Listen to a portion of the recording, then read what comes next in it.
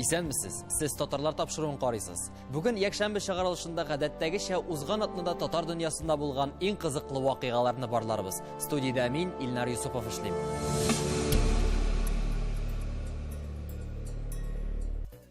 Ростов өлкәсендә 18 меңгә якын милләттәшебез яши. Алар төрле шәһәр, районнарга таралышып урнашканнар. 3 татар авылы бар. Бүген без шуларның берсе Кызыл авылга барып кайтырбыз. Сүз хәбәрчебез Гөлия Садыковага.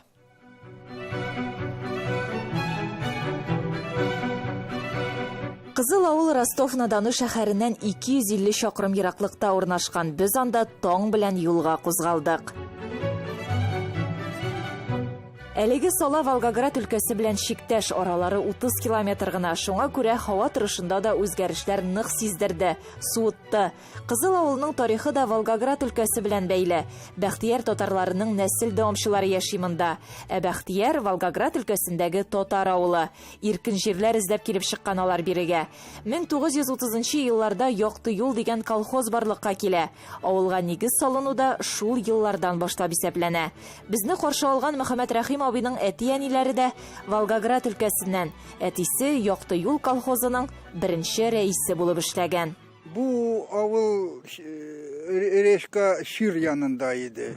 Anda su basaydı. Ondan 39. yılını biri geçirdiler. Ул kolhozunu eteyiminde. Şul vakittan birli avul bu urnuda tıra. Soğuş gelip 120 семья idi. Soğuştan soň 27 kaldı.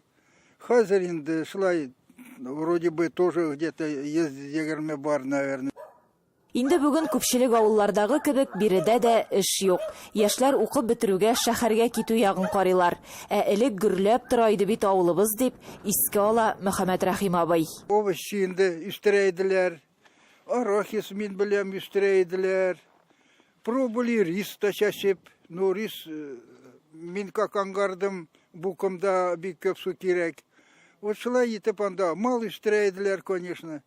Вас шулай торайдылар. Аннан бери күшкәч шулай ук монда да булды. Монда вот мин помнить етәм, бездә зур фирма иде, дәвәләр тотайдык.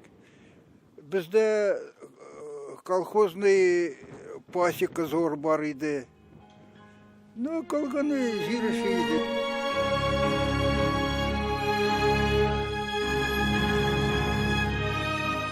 Үч урамлы зур авыл бу. Урамнарның берсе хәтта герой шагыйрь Муса Җәлил исемендә йөртә. Заманында бары тик татарлар гына яшәгән. Хәзер инде биредә казах, алман, рус һәм тагын башка халыклар яши. Татарлар шуларның 50% тәшкил итә.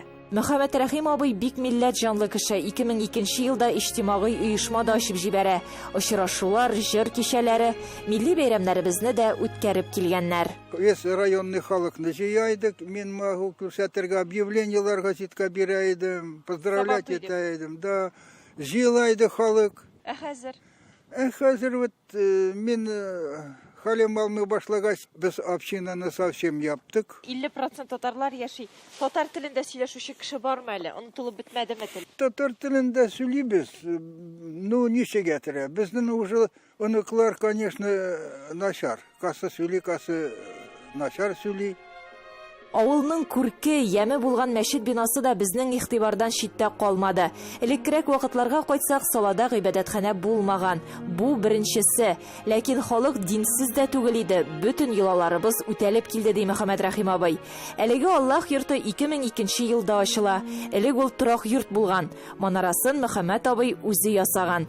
Ачылгач та мәчеткә йөрүчеләр шактый иде, ди ул. Хәзер инде бөтенләй юк. Чөнки газ кермәгән, ут та тоташтырылмаган. Ләкин шулай да вәзгыятьнең яхшы якка үзгәрәчәгенә өмете зур Мөхәммәд Рәхим Айнетдин улының. Әби-бабайларыбыз нигез салган, безне үстергән шушы татар авылы өстенә азан яңгырап торырга тиеш, ди ул. Бирсен Ходай. Гөлия Садыкова, татарлар, Кызыл авылы, Ростов өлкәсе.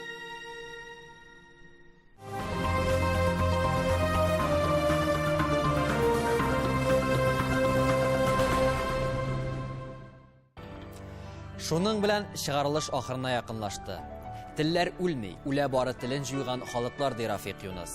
Татар телебез югалмасын, төрле илләрдә яшәүче милләттәшләребез арасында зур дуслык күпере булып сузылсын. Дус тату яшик, исән-имин булыгыз.